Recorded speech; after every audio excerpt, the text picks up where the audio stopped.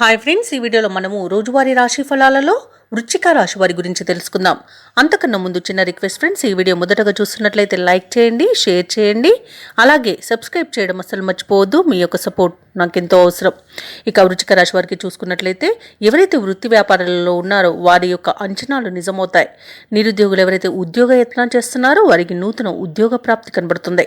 ఇక వ్యాపారస్తులు ఎవరైతే ఉన్నారో వారికి ఆశాజనకంగా ఈరోజు వ్యాపారం సాగుతుంది.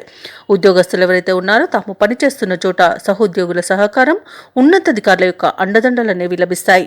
అలాగే ఈరోజు వృశ్చిక రాశి వారు నూతన వాహనాన్ని కొనుగోలు చేస్తారు. చిన్ననాటి మిత్రులను కలుసుకుని ఉత్సాహంగా గడుపుతారు. అలాగే వృశ్చిక రాశి వారు ఈరోజు నూతన కార్యక్రమాలకు శ్రీకారం చుడతారు. ఇక బంధువులతో సత్సంబంధాలు ఏర్పడి ఊపిరి పీల్చుకుంటారు. ఆర్థిక వ్యవహారాలను సరిదిద్దుకుంటూ ఖర్చులను అదుపులోకి తెచ్చుకుంటారు.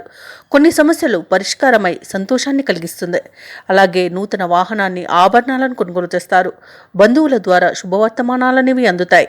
ఇక ప్రభుత్వ ఉద్యోగస్తులు ఎవరైతే ఉన్నారో వారు అనుకున్న విధులు దక్కించుకోగలుగుతారు.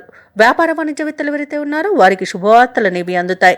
రాజకీయవేత్తలకు, చిత్ర పరిశ్రమ వారి యొక్క ప్రయత్నాలు సఫలమవుతాయి.